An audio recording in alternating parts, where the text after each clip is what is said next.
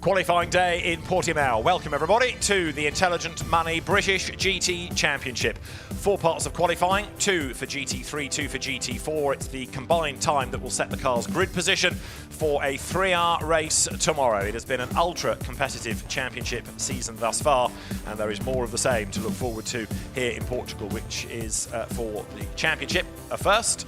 It's not the first time that the championship has gone outside the UK, of course, but adding itself to a long list now, an increasingly long list of venues that British GT has gone to away from the UK.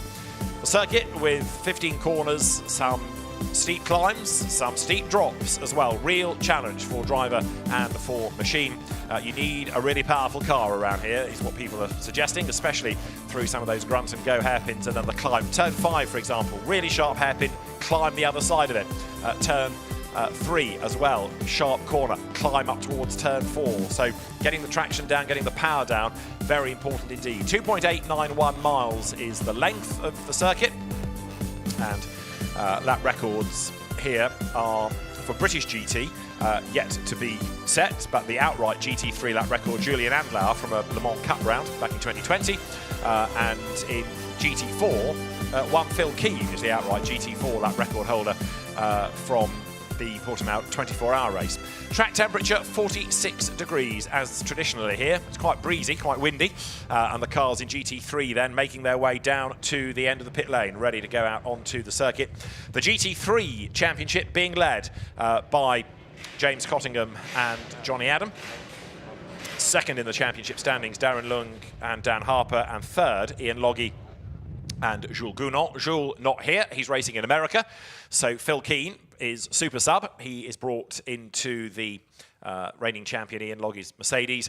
Andrew Howard, who is 6th in the championship, doesn't have Ross Gunn with him, by the way. Ross also racing in America. So Nicky Thiem is the super sub there, and the former Porsche Super Cup champion and WEC class champion twice, and a class winner at Le Mans, you name it. A very accomplished driver, Nicky Thiem. He takes over. Now, 76 there, Tim Creswick. He had an off early on in the weekend, but the car put back together and is good to go. 76, the Mercedes, and that car being shared by Konsta Lapalainen, another newcomer to British GT. We've seen him in GT World Challenge Europe, but not in British GT until now. It's going to be interesting to see how he gets on, because he's rather specialised in Ferraris and prior to that Lamborghini with Amiel Frey Racing. There is John Ferguson in the car that he shares with Raffaele Marciello, and with 3 mandatory pit stops in the race, therefore 4 stints. You have to start the AM in the race. It's going to be interesting to see how the AMs fare now and how the lap times stack up. Number 50, Mercedes there, that was in strife in FP2. Chris Hart, James Wallace's car, the drive tack car, stopped trackside, caused a stoppage, had to be brought back, but by the look of it, is good to go in this qualifying session then. Also joining the queue in the background, the Sky Tempesta McLaren. That's the car of Kevin Say and Chris Froggatt. And more of them are on their way. Now, one car that's got a question mark hanging over it is number 13, the Race Lab entered McLaren. Lucky Kera and Ewan Hankey. Ewan Hankey has been driving it all weekend thus far. Did all the driving yesterday, will do his session. Lucky Kera unable to be here for personal reasons. Hopefully, we'll be here tomorrow morning. That's the plan. We'll do the warm-up and we'll start from the back of the GT3 grid. And bearing in mind that Lucky Kera finished with Ewan Hankey 2nd in the 2-hour race at Donington and has had masses of experience in Lamborghinis, in Ferraris, in Porsches, in GT cars, you name it. He is no doubt going to be quick carving his way through the field. Ian Campbell in the Race Lab McLaren that he shares with James Kell. Good to go as the green flag is waved to get Q1 underway. And it is James Cottingham first out in the 2Cs run Mercedes. Car that he shares there with Johnny Adam. So James Cottingham, very, very successful historic racer, increasingly successful GT3 racer. Took his first win in the opening round of the championship at Alton Park. And then again in the 2-hour rather safety car affected race at Donington at the back end of May.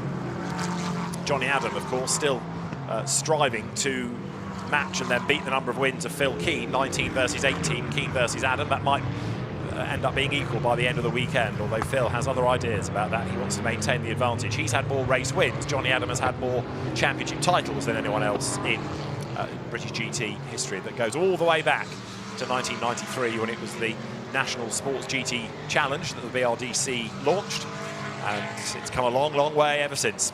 So John Ferguson out on track, Kevin Say behind him. I'll tell you a light, he's showing as Raffaele Marciello for this session in number 15. So in the majority of cases it is the AM, but the name on number 15 might be worth investigating. That says Raffaele Marciello, which surprises me. 91 BMW, which is Darren Lung, race winner at Silverstone in the equivalent race, the 3-hour race that we had there. And Darren, a very accomplished AM, he's not really been racing for that long. Came into motor racing back in 2021 in the Ginetta GT Academy. Quickly rose through the ranks. He was the runner-up in that, drove in the Ginetta Super Cup. Came into British GT at the end of 2022. Had a GT4 outing, and then at Donington in the last race had a GT3 drive with Century Motorsport, with whom he remains, and won, helped by Alexander Sims. Must have thought, wow, this is easy. So Darren Lung sets for a full season and is certainly a championship candidate. Now, this, as you can see, is James Cottingham, and he's onto a flying lap now. Let's just follow a lap around the circuit if we can. This is out of turn 3, climb the hill at 4, over the brow, and only really now do you get an idea of what's the other side of the brow. It's a short straight, and it drops down towards turn 5. So here, as the road drops, you're braking, and it's a tight hairpin as well, and you've got to get it right, because look what's the other side, a steep climb. Kink at 6, so turn left. James Cottingham with the road to himself for the moment. And then the next part of the lap, 7 into 8. Again, turn right and turn right again, slightly tighter at turn 8, which is that. And you're climbing at that point as well, over the brow. There's a kink at turn 9 as you come over the brow. And then straight away you climb up towards turn 10. So in towards Portimao. And 10 and 11 are almost one corner, really. But just as you come out of turn 11 and it tightens as you turn, you drop down the hill, catch your breath, and climb the other side of it. Real corkscrew effect, that. Then up towards turn 13. The runoff area hidden, it sort of falls away behind the curbing. So again, drivers get tricked into working out where the edge of the road is. This is at turn 14, up round Sagres. And then out of that, good to go flat out all the way around to the end of the lap. Turn 15, sometimes the second element here, 16 is given a number, but up towards the timing line comes James Cottingham. This will be the target then, and the lap that he does is a 1:43.142. The best of the pros that we were getting out of free practice earlier on was a 1:41, which was a Raffaele Marciello time, but James Cottingham ahead of Darren Lung there in the red BMW behind. This is number 88, Miguel Ramos, the Portuguese driver. And he's way wide of the curve there, coming out of turn 14. That might be one of those that gets looked at for track limits, because all the wheels were the wrong side of the white line. That's okay. Up towards the line he comes then. The Portuguese racer, Miguel Ramos. You wouldn't exactly call him a local, because he is from Lisbon, which is hours away, whereas Ian Logie has a house down here, about half an hour away, so he's probably more local. Sean Ball for Barwell comes through. 78 Lamborghini up towards the end of the lap. He's got Ian Campbell's McLaren ahead of him. Confirmation, by the way, number 15 Mercedes is John Ferguson, and he did a 1:46.1. Sean Balfe still seems very incongruous to put him out in the AMS session, but Sean's been racing and barely missed a season for well over 20 years. Comes through, stalwart British GT driver in the Barwell Lamborghini to go third, 1:43.456. Number 77, Matt Topham in the Enduro Motorsport Aston. This has been a team of change. So it started the year being Marcus Classen and Morgan Tilbrook, and it was going to be a McLaren. Well, Morgan has stood down for business reasons. Matt Topham, GT4 Pro-Am champion, comes into the car, and the car now changes from a McLaren to an Aston Martin. So change again for Enduro Motorsport, Marcus Classen's squad. But Matt Topham, who achieved good things in GT4, 2 Pro-Am titles in Aston Martin machinery, thanks in no small part to Darren Turner. And the Aston, which by the look of it doesn't have the rear panel in the car, comes up towards turn 15. I might need to try and get some cool air through it, but Matt Topham heads towards the timing line. assuming that doesn't contravene a regulation, otherwise the team wouldn't have done it. Over the line goes the Aston Martin. And Matt Topham goes fastest, 1:42.895. Very, very good effort that. Matt Topham to the top by 32 thousandths from James Cottingham. Looking down from the top of the hill at that huge hospitality building that towers over the circuit. Of course, the Portimao track, home of recent Portuguese Grand Prix, when in COVID times the calendar needed to be put together, and this Algarve circuit was able to host Formula 1. Mark Radcliffe then in the McLaren that he shares, number 27, with Rob Bell. McLaren factory driver heads towards the line. And as the car goes through, that lap is a good one, if not an outstanding one. So puts Mark Radcliffe 8th in the times. Just had an improvement, in fact, from Mark Sanson in the other Barwell Lamborghini, went through behind.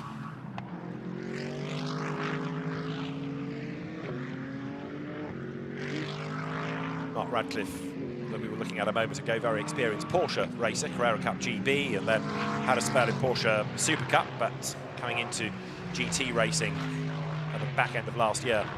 Ian Loggy up towards the line. This should be good. 2 personal bests, 3rd at the start of the lap, and Ian Loggy then goes through and stays 3rd. Last sector slightly slower.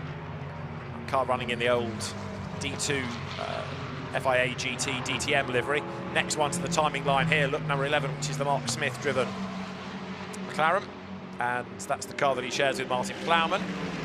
Raffaele Marciello looks on, Mark Smith goes 12th, and Raffaele thinks John Ferguson is 9th. I better go quicker. And then our combined time will haul us up the grid. 27 then drops downhill, Mark Radcliffe. Good in sector 1, not so good in sector 2.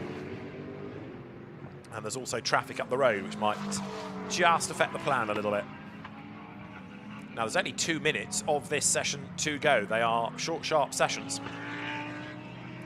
So there, McLaren 27 has backed off. Now, Mark Radcliffe either is trying to let the traffic go for one last push, or that's it, because if he were to pit, he wouldn't be able to go back out and do an outlap at a time. John Ferguson, in the meantime, has not given up either. He was a bit quicker in the first sector. He's up to 9th anyway. Last time through was 1:43.951.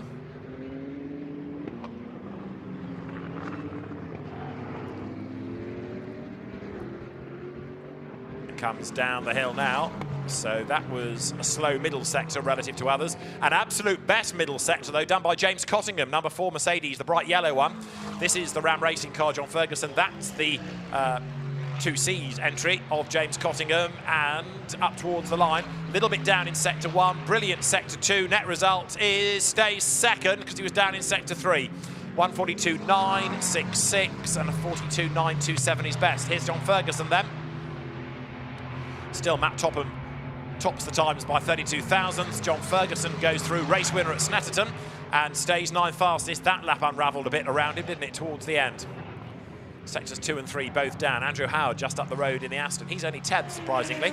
What about Sean Balfe? 5th quickest, number 78. Personal best, sector 1. And the flag is imminent. This will be the last lap for Sean Balfe.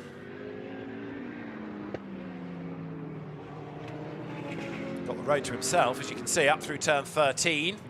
Track limit warnings coming for Matt Topham. He's fastest anyway. Absolute best sector 1, Ian Loggy in number 1, the reigning champion. So Ian Loggy sharing with Phil Keane, trying to put himself to the top of Q1. Remember, it's the combined time of the Pro and the Am that will determine the grid. Sean Balfe sharing with Sandy Mitchell, Lamborghini factory driver. Very, very quick, if underrated, Scottish driver. And to the line comes Sean Balfe. This might be an improvement, although the middle sector wasn't mega, and no, I'm afraid it's not an improvement. Miguel Ramos has gone 4th, so actually that pushes Sean Balfe down to 6th, and he started the lap 5th. Ian Loggy here is down in the middle sector, so it was the best of anybody in the first, hence purple, and then the yellow background saying it was slower in the second sector. So whether Ian Loggy actually finishes the lap or bails, we will see.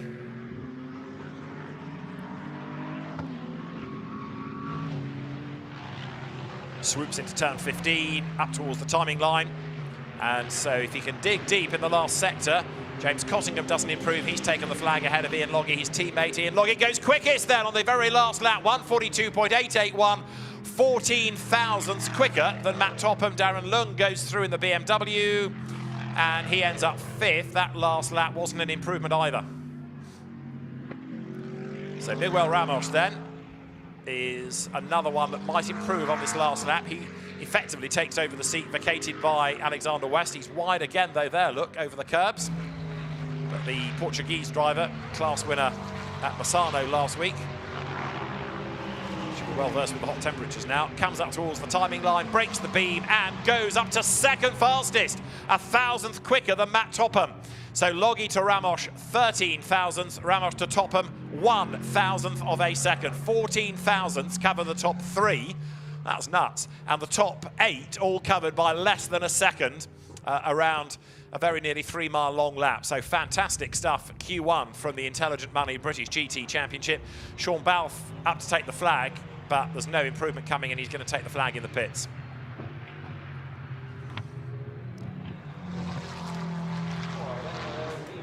So Chris Froggatt's talking to Andrew Kirkcaldy at Garage 59, getting ready for his stint. He will take over from Kevin Say, the Macanese driver. So Chris, who made his name initially in Ferraris, great success, had a rather unhappy spell in Mercedes AMG last year. Whatever it was that they were doing, they tried different teams, 3 different teams, I think, over the course of the year. It just wouldn't go right. Switched to the McLaren for the Gulf 12 Hours, the Intercontinental GT Challenge race at the back end of last year. Instantly found pace, and Chris started smiling again, so they've stuck with the McLaren for this year. Number 1 then, Ian Loggy, the pole man, comes down the pit road, and a really good effort. That 1:42.881, 13 thousandths of a second quicker than Miguel Ramos, who in turn was 1,000th quicker than Matt Topham. And you have to feel a bit for Matt. It all went against him at the very end, people pouring over the line and going faster. So the Mercedes will be given over to Phil Keane, McLaren and Miguel Ramos to Marvin Kirchhofer, and Matt Topham will give the Aston Martin to player manager at Paddock Motorsport, which is Marcus Klassen.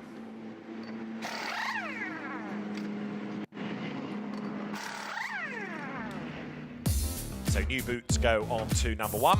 This is how we stand at the moment then. 1 session done, 1 driver's work done. Ian Loggy, the fastest, 13 thousandths quicker than Miguel Ramos, and then Matt Topham 3rd. James Cottingham 4th, ahead of Darren Lung, then Sean Balfe from teammate Mark Sansom.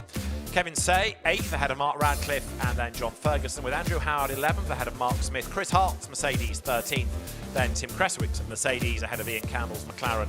And after a big fire earlier on in the day, the rebuilt car of Andre Borodin rounding out the 16 times. So, same cars, different driver coming up in a moment.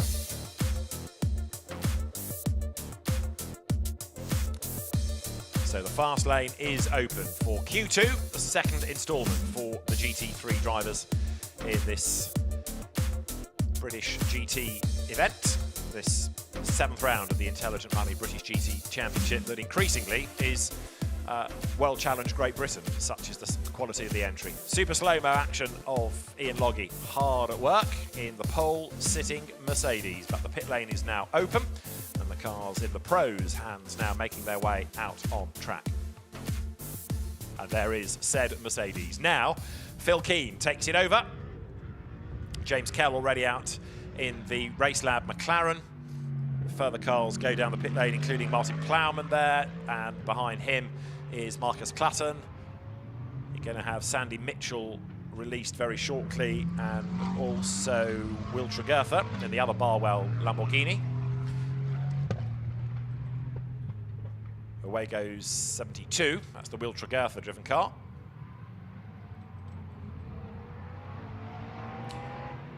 Now, before we get into the meat of Q2, hear from poleman thus far. Ian Loggy is with Steph Wentworth in the pit lane. Ian Loggy, congratulations. That was a mega quick time from you. How did you find it? Yeah, really good. They told me in the radio I was P3, and I thought, I can't have that, so I had to push that bit harder on I think it was the 2nd of the last lap. I knew it was going to be close, but I just gave it everything, and it came together. No mistakes, no track limits, and I suppose that's what you get pole, and that's what wins races. And you are missing your usual teammate, Jules Goonan, but Phil Keane is an absolutely rapid driver, isn't he? Yeah, Phil's had more wins in British GT GT than anyone else, so very experienced. We've did quite a bit of testing, and he's been right in the money, so let's see what he can do now, but it's not over, as they say, until the girl sings. All right, best of luck. Thank you. Cheers. So Ian Loggy now heads for a timing screen to see what Phil Keane can do. And as there, diving down towards the bottom of the hill, is James Kell, the IBC Racing, the Race Lab McLaren. This is the car that he shares with Ian Campbell. James, who has come through the British GT ranks from GT4, had a season or so with the Speedworks Toyota team, then switched to GT3. Does lots of driver coaching, driver training, also car development work for manufacturers. So we'll see what he can do come the end of this lap. We're getting purples, inevitably, up on the sectors. Just had Ollie Webb go over the line in Andre Borodin's McLaren. But any entry that has the likes of Keane and Plowman and Clutton and Webb and Team and Harper, Adam, Marcello, Kirchhofer, Lapalainen, it's an intriguing one to say the very least, and to see how the British GT regulars stack up against the likes of a Conte Lapalainen, who's dropped in for one event, and Raffaele Marciello in his first season of British GT racing. It's always really interesting because you get an idea of how good the regular names are, like Johnny Adam as an example, like Phil Keane as another. Now you put them up against internationally renowned drivers, not saying they're not, because Johnny's won his class at Le Mans, of course, but even so, it is all very intriguing indeed. And Phil Keane hoping to maintain the efforts of Ian Loggy by securing pole position, but this is where the pro driver comes into their own to try and catapult a car up the order if their AM hasn't been quite so quick.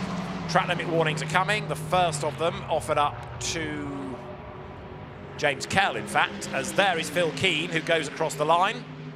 Fastest, 1:42.297.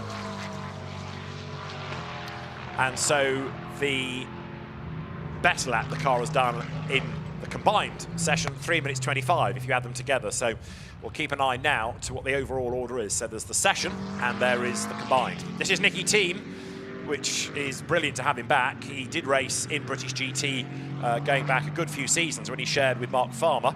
Wasn't necessarily the happiest of combinations, but back in 2009 he did finish third in the championship.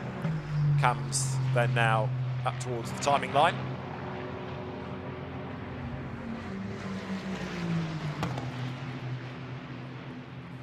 And that for Nicky Thiem is the fastest lap, 1:41.673. So through he goes.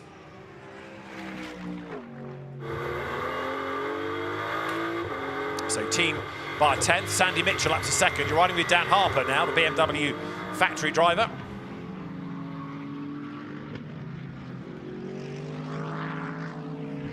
BMW out of turn 15, heads towards the timing line now. And Dan Harper's lap is good enough for fastest, 1:41.539 by 10th, quicker than anybody else. Raffaele Marciello is behind him, and he goes quickest, 1:41.379.160, quicker than anybody else. Johnny Adam drops to 5th as he goes through, not improving that time around.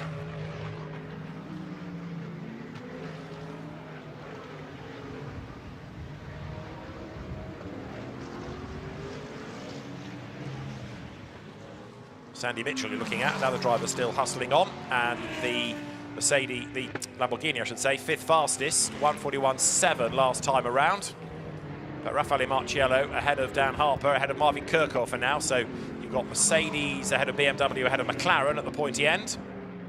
Nicky Thiem's Aston Martin 4th, this is Sandy Mitchell 5th, and then 6th, Johnny Adam.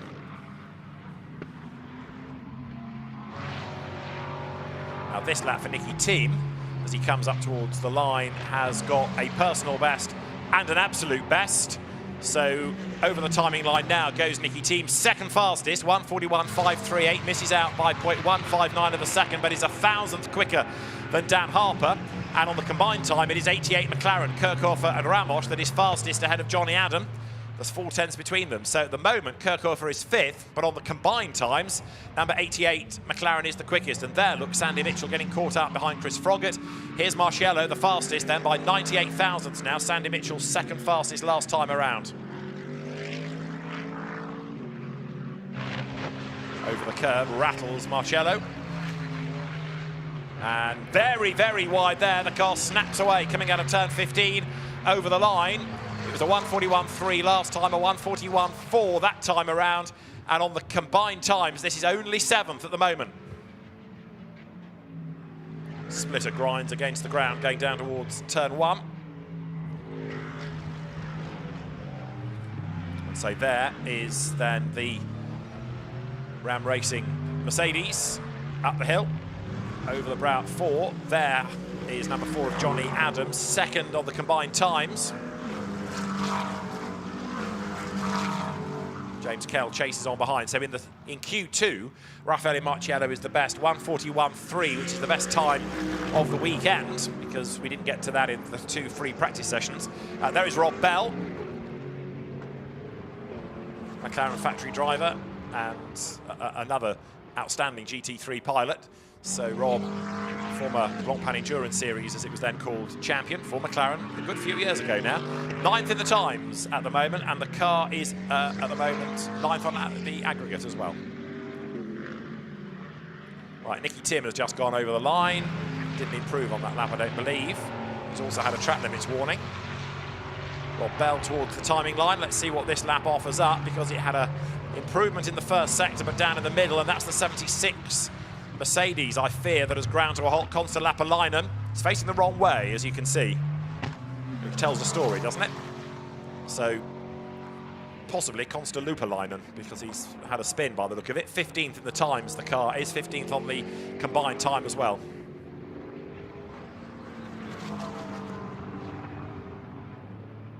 So Lapalainen trying to get going again. Race director Peter Daly will give him time to do a restart, which is about 30 seconds, but if the car isn't moving or is unable to turn itself around, then it might end up having to be stopped this session. We've only got a minute to go anyway. It's off the line, but of course the problem is yellow flags mean you should not be going quicker, so it becomes a wasted minute. People can't improve.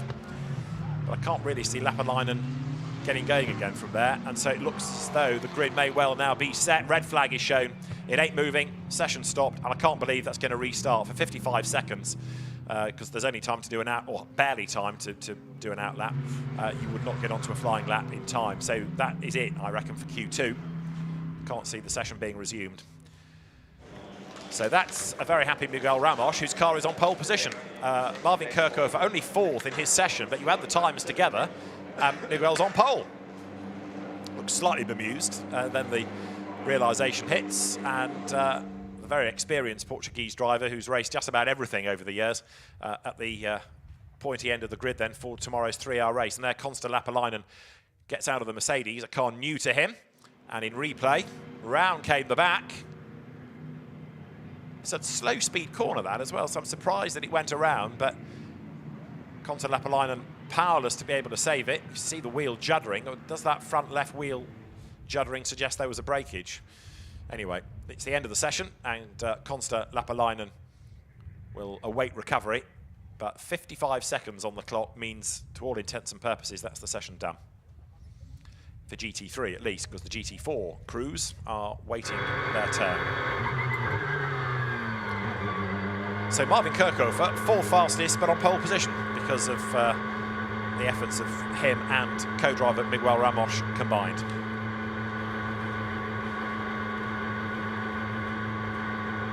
Pit road comes Chris Froggatt. 93 will be 13th provisionally on the grid.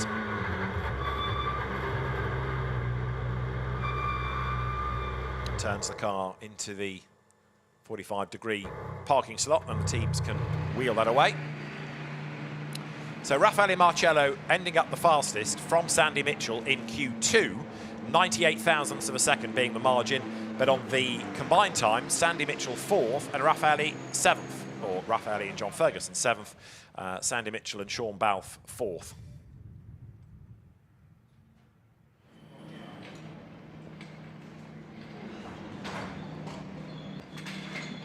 So the GT3 cars will head to their garages, and it will be the preserve now of GT4 machinery, many of which you can see making their way onto the pit apron. 1 or 2 driver changes since Snetterton here, 1 or 2 car changes as well. And there is the 76 Mercedes. Consta Leppäläinen back on board and awaits a tow. Fabulous. So the Mercedes being recovered, and Marvin Kirchhofer and Miguel Ramos then will be a very happy combination of drivers. Miguel Ramos, I think we can hear from, smiling no doubt. He's with Steph Wentworth. We are with the pole sitting car driver, Miguel Ramos. Congratulations, you guys will be starting on pole. I'm sure it feels amazing, doesn't it? Yeah, it feels amazing being in Portugal, my home country, so it's really grateful to happen. So let's see for tomorrow, but I think we are competitive. Yeah, you look very fast. And Portugal, as you mentioned, your home race, it's quite an amazing circuit, isn't it? Yeah, it's one of my favorites. It's a roller coaster, so it's really fun to drive.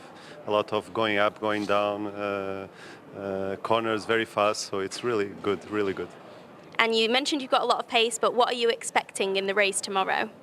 It's my first time on this kind of races, so I think it's also a lot of strategy, so I don't know, because it's my first time, so I'll leave to the team to dictate what we are going to do, but it's a long race, so it's you need to be out of the problems and try to keep the pace, not make mistakes, and we'll see. All right, congratulations and best of luck. Thank you very much, thank you. Just to pick up on the point Miguel Ramos makes, it is a long race, it's 3 hours. We have 3-hour races in Fanatec GT World Challenge Europe powered by AWS, for example, but there you've got 3 drivers. Here, there are only 2, and you have to make 3 pit stops. You only have to make 2 in World Challenge Europe. So there's a bit more strategy that plays in here. So this is how we look with the combined times in GT3. It's McLaren on pole position. Marvin Kirchhofer, fastest man up the hill at Goodwood last week, with Miguel Ramos on pole. Johnny Adam and James Cottingham second from Phil Keane and Ian Loggy. Sandy Mitchell fourth with Sean Balfe ahead of Marcus Clutton and Matt Topham. Then Dan Harper and Darren Lung ahead of Raffaele Marcello and John Ferguson. 8th, Nicky Tim and Andrew Howard. 9th, Rob Bell with Mark Radcliffe. And 10th, Will Tregertha and Mark Sanson. Martin Plowman's efforts got his McLaren that he shares with the American Mark Smith up to 11th, ahead of James Wallace and Chris Hart's Mercedes. Chris Froggatt with Kevin Say 13th, ahead of James Kell and then Ian Campbell's McLaren 14th. Consta Leppäläinen, that spin affecting him, 15th with Tim Creswick, 16th Oliver Webb and Andre Borodin. Ewan Hankey on his own, 17th, because that car didn't take part in Q2 and therefore falls to the... sorry, didn't take part in Q1, I should say, therefore falls to the back of the GT3 part of the grid. So GT4 is underway, and this to determine the second part of the grid, if you like. GT3 starts ahead of GT4 traditionally, and within GT4 you've got the Silvers and the Pro-Ams, the silver pit stops longer. 86 there, getting set to go.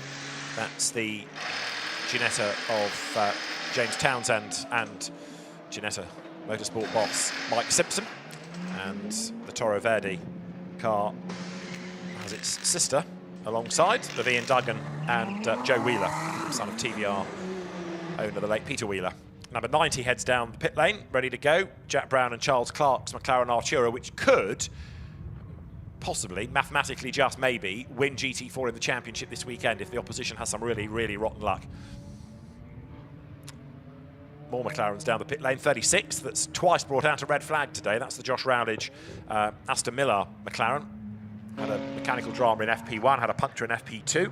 And number 12 is the One Motorsport Mercedes of Ed McDermott and Michael Broadhurst. Ed McDermott, relative newcomer to racing, has raced here before in the sort of GT Winter Series events, but having come out of the Ferrari Challenge in Europe a couple of years ago, had a spell in Britcar, now into British GT, and learning fast, getting quicker and quicker all the time, and being helped by Michael Broadhurst, who's another much underrated but very, very quick peddler.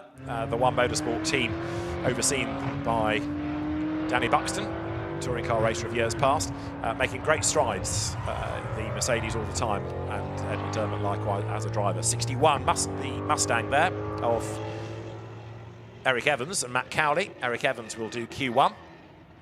Number 14 BMW is Michael Johnston for the first part of qualifying.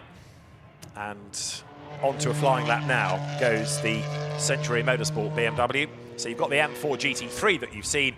This is the rather more standard, almost rather more angular looking GT4 equivalent. And it will be the car that offers up the first target time. The best GT4 lap we were getting in free practice was a 1:51, so about 10 seconds down on an absolutely gun GT3 time. Michael Johnston then trying to get the road to himself for the moment, being chased onto the lap by Ed McDermott. Great noise as the BMW booms up the hill, and with 15 of them on track so far, road's getting busier all the time.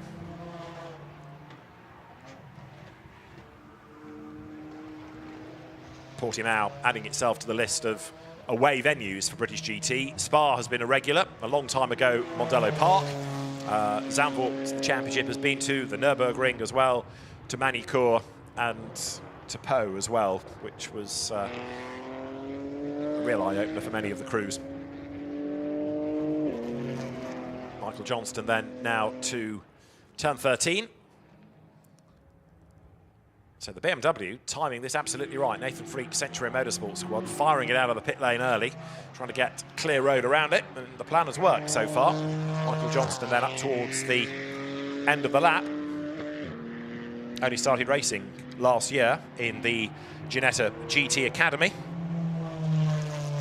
And British GT debut at the start of this season. So Michael Johnston, one of the less experienced drivers on the grid, but learning fast as he goes through them.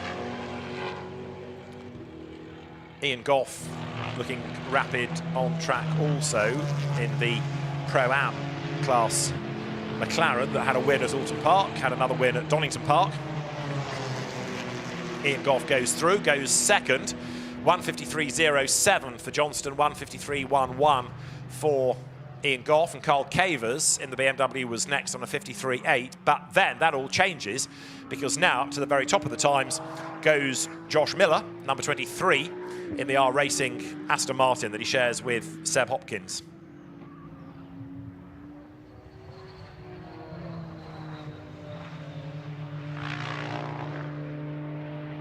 So this is Jack Brown in the McLaren Artura heading up towards the line, a car that's certainly got the aero shape to go quickly, and it does go quickly, 1:52.102. That's a 10th up on Josh Miller. So number 90, the car from the Optimum Motorsports stable. And there is a Porsche, in a sense, because Team Parker Racing have forsaken the Cayman in favour of a borrowed from Elite Motorsport McLaren. Dan Vaughan at the wheel of it. The Cayman was giving all sorts of strife, particularly at Donington where the car was pulled. And as an option, the weekend is going to be spent trialling the McLaren. So a deal done with Eddie Ives. It's one of the cars out of GT4 European Series, fresh from racing at Misano last week. So it's a bit of a step into the unknown for the Team Parker Racing engineers who specialise in Porsches largely, although they have, of course, won championships with a Bentley in British GT, and for Zach Meakin and Dan Vaughan as well. It's a new car to learn about. And Dan Vaughan, very quick, as we've seen in the past, former Porsche racer, radical racer, and 2020 champion in British GT in the COVID year when he was partnered with Jamie Caroline for TF Racing in GT4 for Tom Ferrier's team. He was the champion, and Dan Vaughan then adapting pretty effectively, it seems, to the McLaren as he comes up now through the approach to turn 15. These cars with less aero than the GT3 car, you can see how much more movement there is, and the McLaren with a hop and a skip came over the brow. Great to watch. And Dan Vaughan goes through. He was 5th quickest, and as he breaks the timing beam, he stays 5th quickest because he lost a fraction of time within that last sector.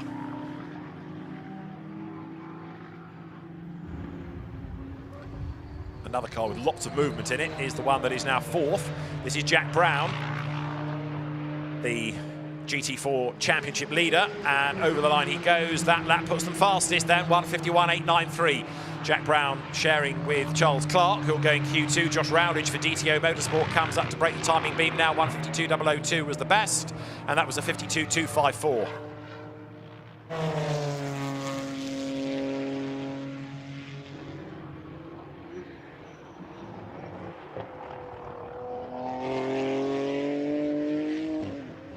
Michael Johnston, in the meantime, who was the first one out, 7th in the times. Freddie Tomlinson with the wiper on, which I suspect is there in error. Lawrence Tomlinson's son, up towards the line now. He's got an absolute best in the middle sector. Freddie, third fastest, personal best, absolute best, lost out in the last sector, goes no quicker, stays third. Michael Johnston still presses on in the BMW. This is the long climb from turn 14 up towards the timing beam.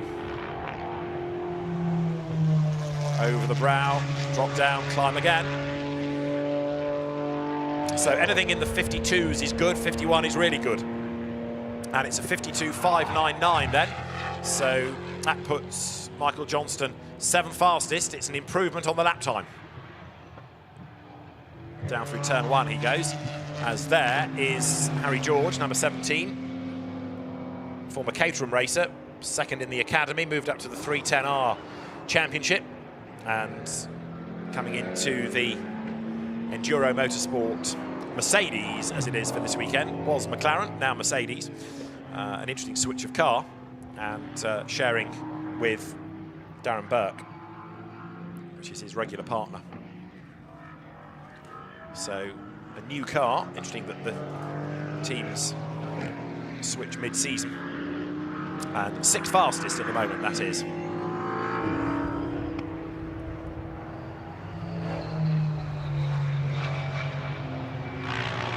So the timing line then comes Harry George, and that lap is not an improvement, keeps him 6th fastest.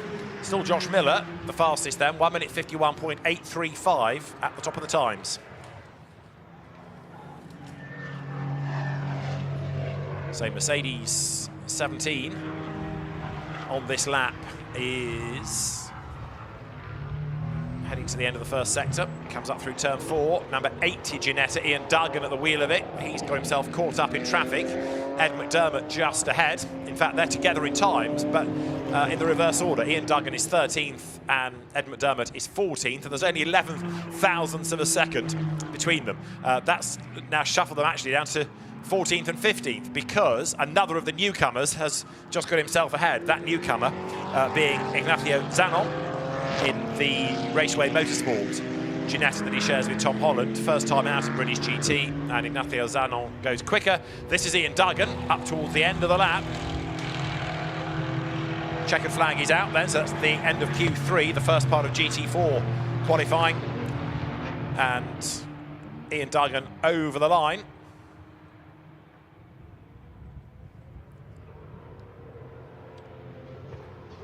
And on that lap did not go faster.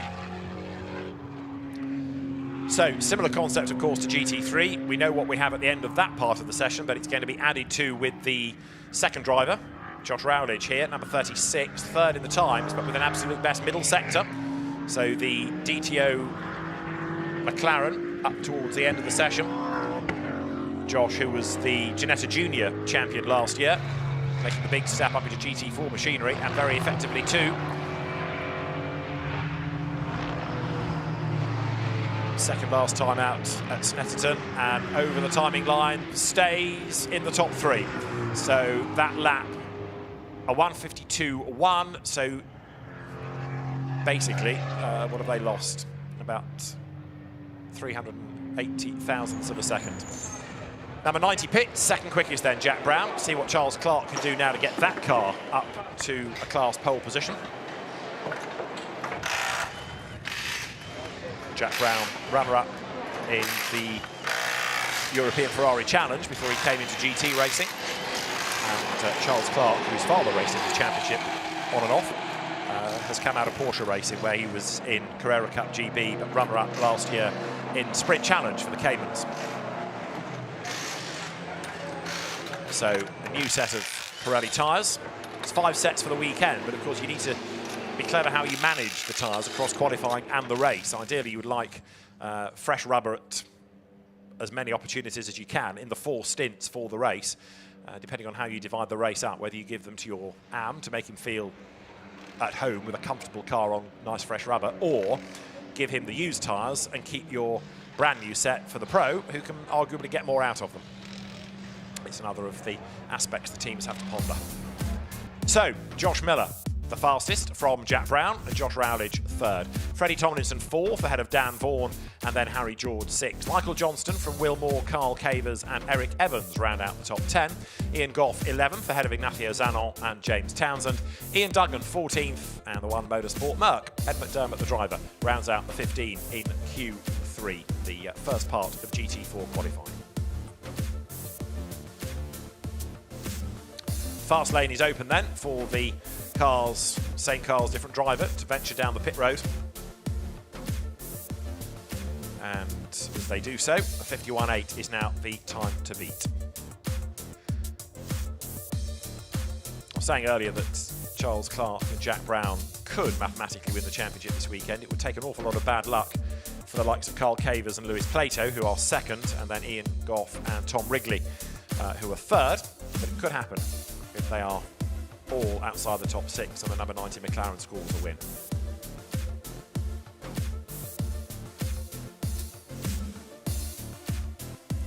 So with, at the moment, Aston Martin to the fore, the R Racing Aston, R Racing, another team that's come successfully out of Ginetta Racing.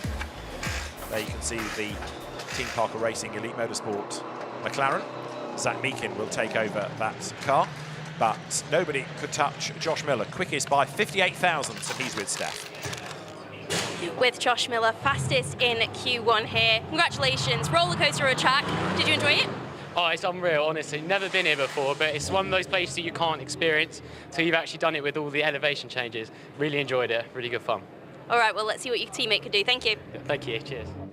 Josh Miller then from Ginetta Juniors into GT4 last year with Jamie Day last year, and double winners they were, third in the championship. New co-driver this year, and as he says, a new circuit in the R Racing Aston Martin from the Silver Cup as well. R Racing, the team of Jamie Ross and Nathan Reed, that was only established back in 2019, but became a real powerhouse within Ginetta Racing and now in GT4 as well, which is great to see.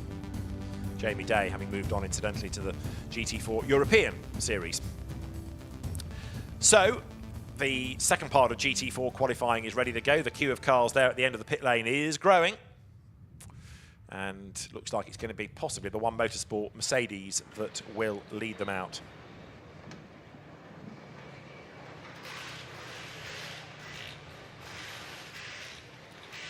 Green flag shown. So the marshal at the end of the pit lane stands aside, lets them go. 10 minutes, that's all they get. So as we've seen, you can get sensible mileage in, but you need to be on your toes. So some of the teams will make sure the car is in at the end of the first part of qualifying early so they can put the new tyres on if needs be. Can't refuel, but you can do that driver change and get everything ready so you're out on track early, whereas DTO here, that was a bit later in, now sort of at the back of the queue or towards the back of the queue. Also, I think Lewis Plato's BMW just up the pit lane ahead there is another one. A little bit later on parade. The Toro Verde Ginettas go down the pit lane. Toro Verde, the team masterminded by Jules Westwood, but owned by David Fairbrother, great character and racer himself. Lewis Plato good to go in number 22 BMW. Seen him racing in GT3 in the past, in this championship, as well as in Carrera Cup with great success.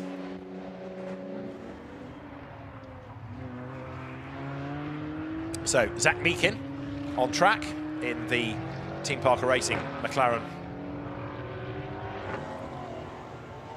The Artura comes over the brow, and Zach Meakin, who raced in Ginetta Juniors and did some Porsche racing at the start of the season in the Sprint Challenge Southern Europe to get his hand in, but then having to adapt to a whole new car now in the hope that the reliability will be there, the results will come, and the drivers will have a happy end to the season. Number 23 there is now Seb Hopkins in the car that's done the best time so far in GT4.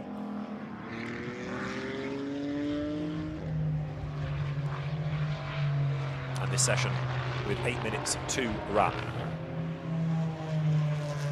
So cars over the line, puts them onto a flying lap. Through goes 23, now Seb Hopkins at the wheel of it. As the cars brake for turn one, you can sometimes hear that splitter grinding against the ground. Engineers hate hearing things like that or seeing cars go over curbs, but Can't really get away from it with the heavy braking zone down at turn 1 and as you plunge downhill. This is turn 3, and then the little right-left flick out of 3 into 4 over the brow. And where does the road go? Over that brow. You eventually see it. You drop down the hill into turn 5, into the hairpin. Number 14 going through. Chris Solgeld at the wheel now, taking over from Michael Johnston.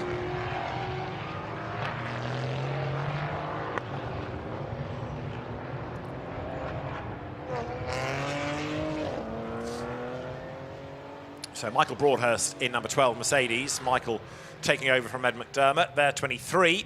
Seb Hopkins in pursuit.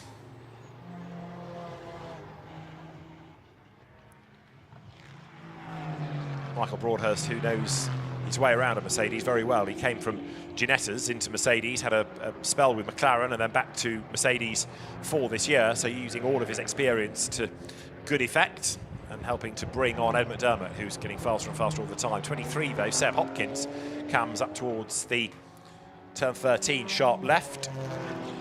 Seb, yet another out of Ginetta Juniors. He was in this championship last year, drove for Team Parker Racing along with Jamie Orton in one of the Caymans. Sadly, we don't have any of them now. Caymans, very popular cars in European GT4, but they've fallen out of vogue in British GT.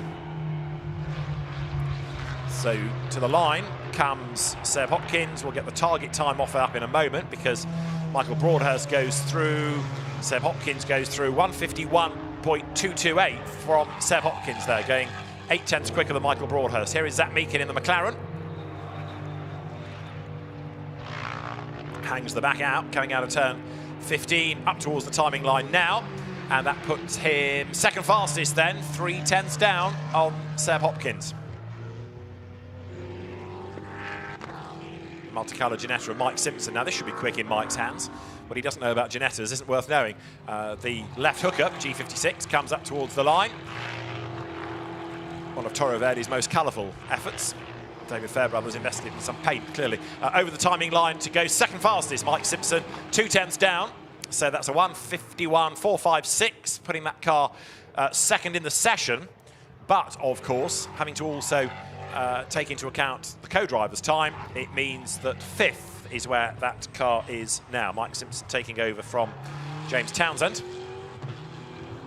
29 is now Tom Wrigley. Now, Tom's another very quick driver. This is a Pro-Am entry within GT4. Ian Goff drove it in the earlier session. Tom Wrigley now, having raced in Carrera Cup, been a Ginetta champion in the GT4 Super Cup. He's also BMW champion at club level, going back into, what, 2014 or thereabouts. And Tom Wrigley now coming through turn 14.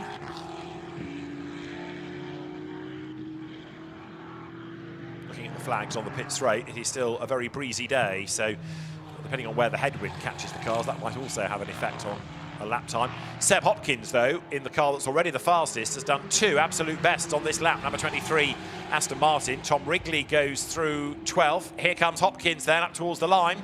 And as he breaks the beam, that is a lap that is, what, even faster? It is, 151.005, as it's confirmed on the timing screen. 151.005, 4 tenths quicker than Mike Simpson. So that's a very, very good effort indeed. It also keeps the car fastest on the combined time, ahead of number 90 McLaren. Now Charles Clark is 4th. This is Aston Miller in the 36. Josh Rowley shared McLaren, 4th in the combined times, 8th in the session. Heading up towards turn 10. So Aston Miller, yet another graduate of Ginetta Junior Racing. So you seem to go Ginetta Juniors GT4 now in the UK, but very quick driver is Aston Miller, and was champion in 2021, 3rd in the GT4 championship for the big Ginettas. Last year, the final season of it under that title. So the McLaren from the DTO Motorsport stable, which is new to British GT this year, comes up towards the end of the lap, riding the curb there, but again the car hops and skips through turn 15, heading up towards the line, and Aston Miller over the line, breaks the beam and does a 151.735 then, personal best lap, and that's good enough for 5th quickest as Chris Solkeld here is downhill. Now this is the car that's slowest, oddly, because Chris Solkeld's been around the block in GT4 terms for a good few seasons, both in BMWs, and in Ginetta's prior to that. So Chris Solkelt, the man from Leeds, presses on, but this lap should be an improvement. In fact, 2 personal bests have been recorded so far. In the times, it is 10th out of the 15 with the times aggregated. So a 51 is good, that's where they're aiming for. 52 is okay, and the lap time is a 52.4, and that's a personal best lap, but keeps him 15th, and the car is 8th now. It's actually moved up, despite the fact that it stays 15th in Q2 for GT4. So the combined lap is good, even if the individual one wasn't so stellar. 86 up towards the pit straight. An imposing grandstand on one side, pit buildings on the other. Race control, he'll go past the timing line now.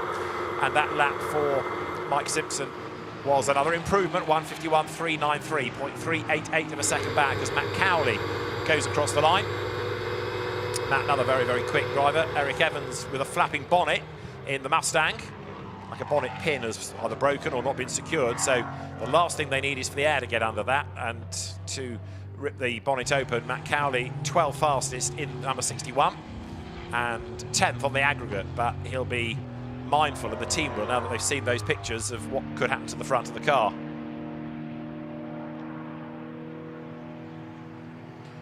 Having said that, 76 just came back into GT3, had a spin. It did, as we saw, but there is an issue with the car, we understand, from the team. So there might be more to it than just constant lap of line and having a spin. Right, 56 goes through. That is the Stuart Middleton Ginetta that he's taken over from Freddie Tomlinson. Now, Stuart Middleton is another very, very quick driver. Spent most of last year in Italian GT, sorry, 2 years ago rather, Italian GT, before coming back into British GT. Had a very unfortunate pit lane incident, did Stuart, when he was knocked down by a car coming in for its pit stop, but was able to recover from that and carry on racing, and is very, very quick indeed, so it's good to have him back in the championship.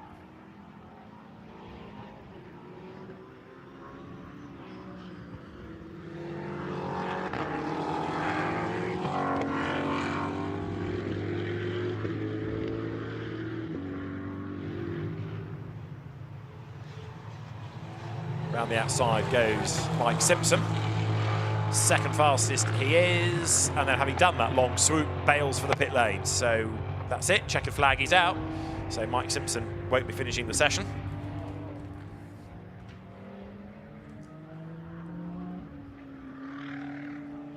Aston Miller, in the meantime, 4th in what is effectively Q4, and the car is 4th on the aggregate as well. Rides the curb through turn 15, just keeps on turning that corner, and yet another climb up towards the timing beam. So is this going to be an improvement from Aston Miller? He's dropped to 5th now, and that's not an improvement looking at the sectors, so through he goes. 4th is where the car will stay within its class for the grid.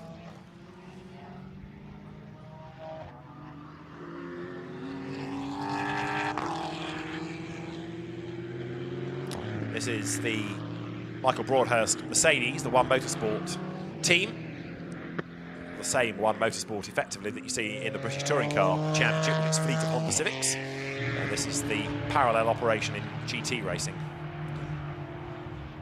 And big dramas at Donington when the car was damaged in testing, but the rather sinister-looking black Mercedes has done. Michael Broadhurst brings it down the pit road. Number 80 Ginetta, Joe Wheeler, having brought the car to 10th in Q4 and putting the car 14th of the 15 on the aggregated times. So it's a very happy Seb Hopkins, who can celebrate pole position in GT4 along with Josh Miller, and the R Racing team celebrate in the background. All smiles, thumbs up, lots of handshakes all around. And great job done by Seb Hopkins to be 0.388 of a second quicker than Mike Simpson, who is no slouch. That's a very good effort indeed. Matteo Verdi team looking at data as the Ginettas are brought back into the pit road. So one of those cars second in the times and the other one is 10th. And it ain't going to go without the door being closed. So mechanic will get in to steer. Roll it forward, shut the door, and fire it back. At the end of Q4 then, in GT4, Seb Hopkins and Josh Miller take pole position from Charles Clark and Jack Brown, with Zach Meakin and Dan Vaughan's McLaren third, and then another McLaren fourth, Aston Miller and Josh Rowledge. Stuart Middleton's Ginetta that he shares with Freddie Tomlinson fifth, ahead of Darren Burke and Harry George with the Mercedes. BMW's next, Lewis Plato and Carl Caver's car ahead of teammates Chris Solkeld and Michael Johnston. Then it's the Mustang pair, Matt Nicol-Jones and Will Moore, ahead of the Matt Cowley, Eric Evans entry. Tom Wrigley and Ian Goff a long way back, oddly, 11th, ahead of them Mike Simpson and James Townsend, ahead of Tom Holland and Ignacio Janon. Joe Wheeler with Ian Duggan's help 14th, and Michael Broadhurst and Ed McDermott round out the 15 in GT4. So fascinating qualifying, and it's going to be a very interesting 3-hour race. There's quite a lot in terms of the nuances of the regulations that we'll address pre-race tomorrow, but in short, with the need for 3 pit stops and therefore 4 stints, fuel and tyres are always going to be a talking point, and how you divvy up the drive time. Do you do equal stints? Do you run short or do you run long? And do you base your strategy around the hope of a safety car, or do you treat it as a pure race?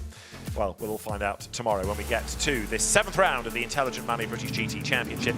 Quick look back at the highlights of qualifying, with GT3 out first of all, Darren Lung and then Dan Harper's BMW, one of the early ones to show. Also quick was Will Tregertha with Mark Sanson in Barwell's number 72 Lamborghini, the sister car of Sean Balfe, and Sandy Mitchell was right up there at the pointy end. But so too was Raffaele Marciello, fastest of all in Q2. Not up at the front of the grid though, John Ferguson not being as quick as Ian Loggy, who was the fastest in Q1.